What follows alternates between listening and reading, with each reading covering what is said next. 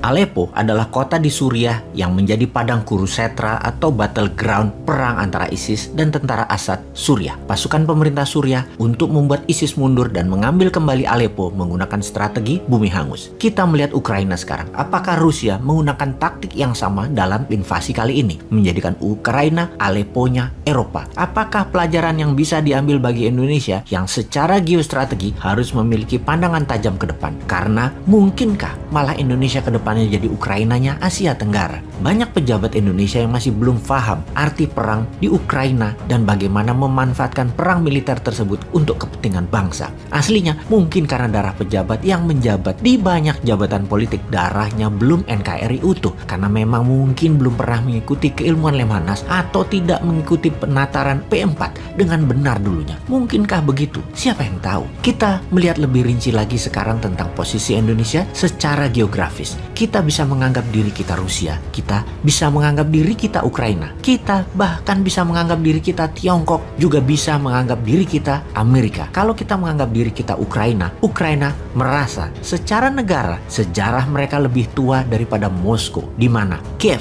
berdiri dan besar di abad 14-15 awalnya. Waktu itu Moskow belum ada. Peradaban dan sejarah Ukraina lebih melihat diri mereka ke arah barat yang lebih dewasa, lebih matang ketimbang ke arah Rusia yang lebih muda. Karena itu dalam pemerintahan Zelensky, menengok ke barat, ke arah NATO, merasa lebih pas daripada menengok ke timur, ke arah Rusia. Apalagi Zelensky berdarah minoritas sebagai warga Ukraina. Di sisi Rusia, investasi Rusia, perusahaan-perusahaan besar oligark Rusia masuk sejak 20 tahun terakhir untuk membangun usaha di sana dan membuat ketergantungan Ukraina terhadap Rusia membesar. Jalur gas Rusia ke Eropa Barat 70% melalui tanah Ukraina. 80% perusahaan oil and gas Ukraina bermitra dengan Rusia. Industri pertahanan Ukraina adalah kerjasama dengan Rusia. Semua ini Rusia pasang adalah untuk Ukraina selalu menjadi buffer country, benteng terdepan Rusia terhadap ekspansi NATO. NATO itu ibarat tentara Belandanya VOC. VOC dagang dengan perlindungan dan kekejaman militer tentara Belanda ke daerah koloni. Dimajukan tentaranya dulu, baru dicaplok ekonominya. Itulah strategi NATO sama dengan VOC. Buktinya Eropa Timur ex-Soviet sudah 12 negara dicaplok NATO. Dalam 15 tahun terakhir hanya tersisa 2 negara yaitu Belarusia dan Ukraina untuk Rusia bisa pegang. Belarusia sudah aman di genggaman Rusia. Ukraina di zaman Yanukovych aman, namun sejak 2014 mulai gerah Rusia terhadap Ukraina. Puncaknya Presiden Zelensky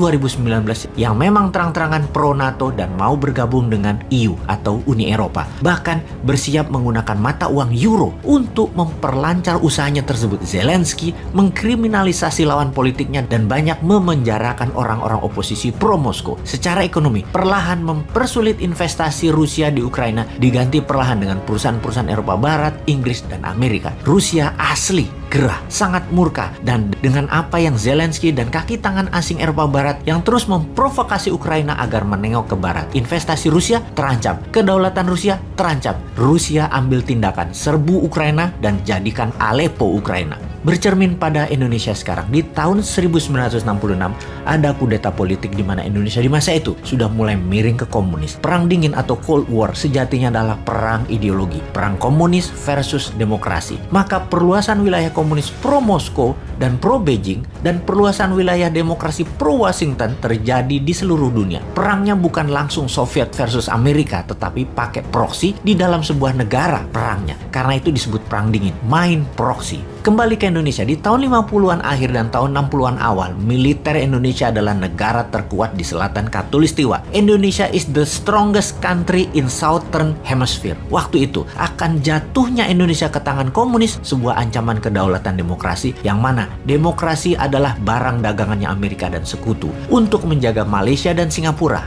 aman di tangan Inggris. Bahkan New Zealand dan Australia aman dipegang Inggris. Filipina aman dipegang Amerika. Waktu itu, Indonesia, Amerika tidak pegang, Inggris nggak bisa pegang. Sementara PKI sudah merasuk di sekitar istana. Di sekeliling presiden seumur hidup, Pak Karno. PKI sejak tahun 50-an menguasai aset-aset nasionalisasi perusahaan milik Belanda sebagai cikal bakal BUMN di Indonesia. Finansial organisasi komunis ini cukup makmur sehingga berani meminta izin ke Bung Karno untuk membangun angkatan kelima alias petani diminta boleh pegang senjata. Maka di dalam negeri Indonesia waktu itu terjadi pergumulan hebat antara partai berbasis agama dan gerakan massa berbasis agama. sama dengan gerakan ideologi komunis yang dekat dengan lingkar istana. Puncaknya, PKI bergerak mengkudeta, dan inilah masa yang ditunggu Amerika tentunya. Gunakan kekuatan angkatan darat menghantam PKI. Kita tak perlu lanjutkan, sisanya sejarah, di mana di bawah Pak Harto dan militer, kendali dipegang selama 32 tahun, Indonesia menjadi di bawah kendali Amerika juga. Karena jarak yang jauh saja dari Amerika, maka Indonesia tidak diinvasi oleh Amerika. Kalau Indonesia itu kayak Meksiko aja, wis jadi Ukraina Indonesia di tahun 1966